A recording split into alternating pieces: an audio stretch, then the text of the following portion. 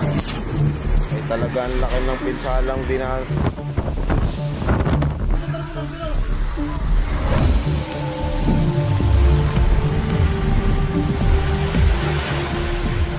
Bumigay ang isang bahagi ng kalsada sa barangay Karawatan sa Valenzuela. Nangyari ito sa kasagsagan ng ulan bunsod ng bagyong Aghon.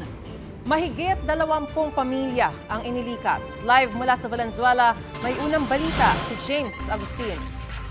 James, kumusta na ang sitwasyon ngayon dyan? Gan Susan Maris, good morning. Alam nyo kahapon pa nakabantay yung mga rescuer sa bahagi ng gumuhong kalsada dito sa Barangay Karuhatan sa Valenzuela. Yung ilan naman mga lumikas na mga pamilya sa evacuation center nagpalipas na magdama.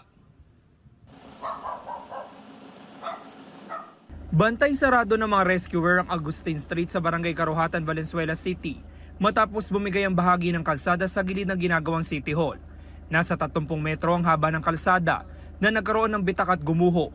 Kwento ng isang residente, nangyari yan kahapon ng tanghali sa kasagsagan ng ulan.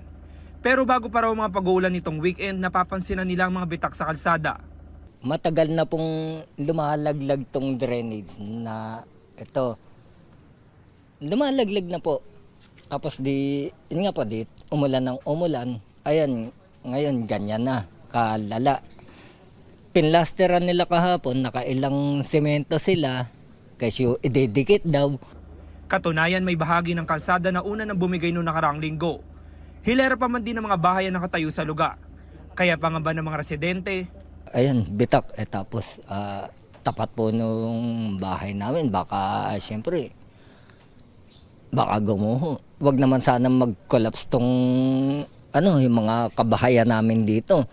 Kung mag-collapse man, ano ba to, pananagutan ho ba nila? Nasa 21 pamilya katumbas ng 79 na individual ang lumikas sa pinakamalapit na eskwelahan.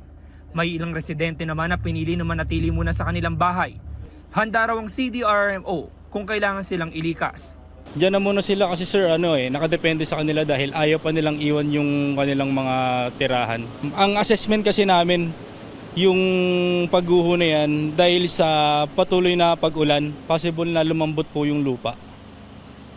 Yun din po yung mga naging tendency para magkaroon ng pagguho. Susubukan pa ng GMA Integrated News sa makuha ang panig ng lokal na pamahalaan.